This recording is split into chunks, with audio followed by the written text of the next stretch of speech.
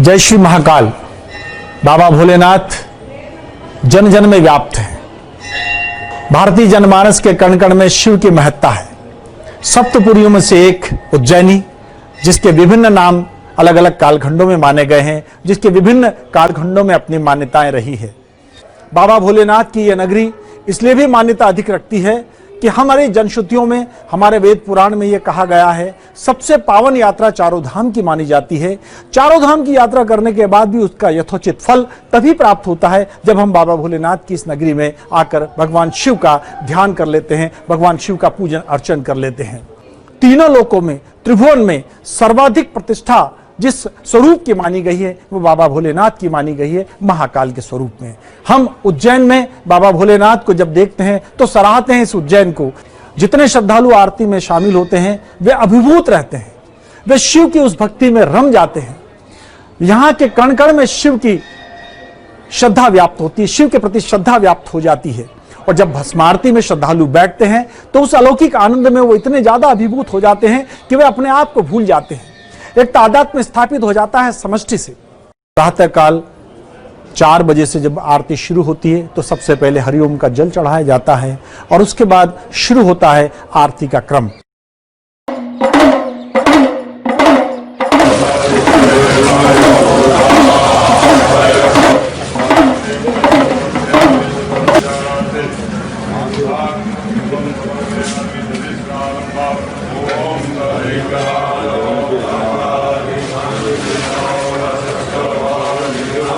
शास्त्रोक्त पद्धति से बाबा का स्नान कराया जाता है।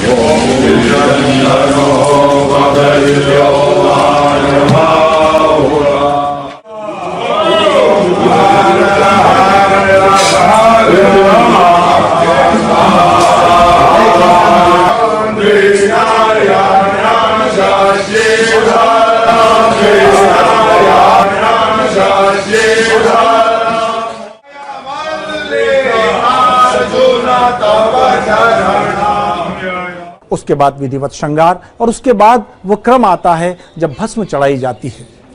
जैसा कि मैंने आपको बताया कि संपूर्ण भारतवर्ष में ही नहीं बल्कि संपूर्ण विश्व में एकमात्र ऐसा ज्योतिर्लिंग है जहां पर भस्म से बाबा का श्रृंगार किया जाता है।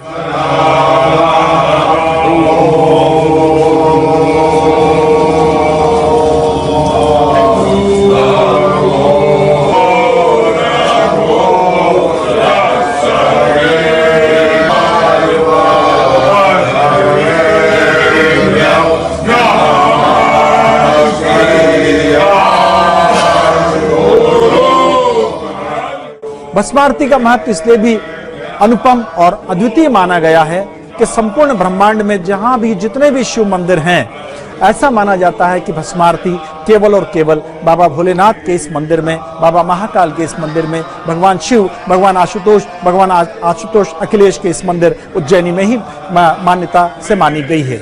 शास्त्रोक्त पद्धति से यह भी माना गया है कि भगवान चूंकि अघोर उनका एक स्वरूप है, उन्हें भस्म प्रिय है, वे भस्म रमैया भी कहलाते हैं। वे ज्ञेय हैं, वे अज्ञेय हैं, वे अनादि हैं, वे अनंत हैं। इसलिए बाबा भोलेनाथ की यह भस्मारती निश्चित रूप से अलौकिक और अनन्य मानी गई है। मेरी तो यह भी मान्यता है कि जो भी बाबा भोलेनाथ की एक बार भस्मारती को देख लेता है, बाबा की भस्मारती में शामिल हो जाता है, वो निश्चित रूप से मोक्ष की प्राप्ति का मार्ग पर प्रशस्त कर लेता है। भस्मारती में आए, भस्मारती का आनंद लें, बाबा भोलेनाथ का आशीर्वाद प्राप्त करें। भस्मारती में आने के लिए आप ऑनलाइन बुकिंग कराइए और आइए भस्मारती का आनंद लीजिए, बाबा भोलेनाथ का आशीर्वाद लीजिए।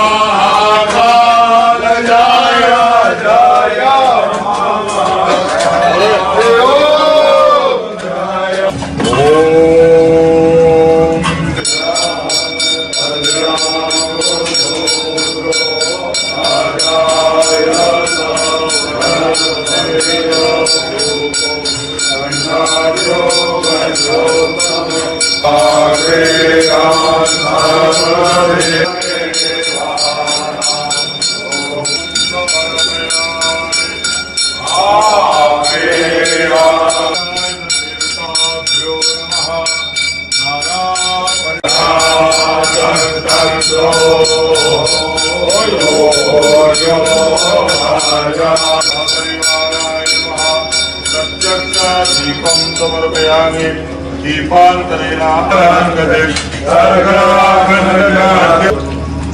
मुद्रां प्रदर्शयेत अमृतो शृणुमते स्वाहा ॐ भूर्भुवः स्वाहा ॐ।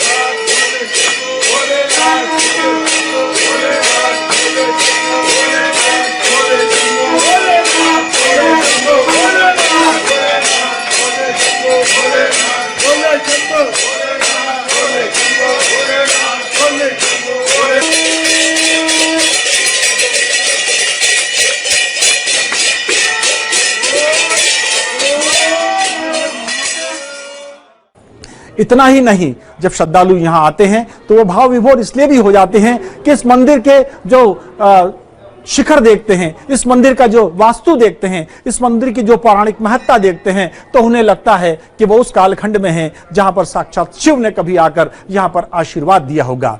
अलग अलग कालखंडों में अलग अलग साहित्यकारों के द्वारा इस उज्जैनी का बखान किया गया है, बाबा भोलेनाथ की स्तुति की गई है।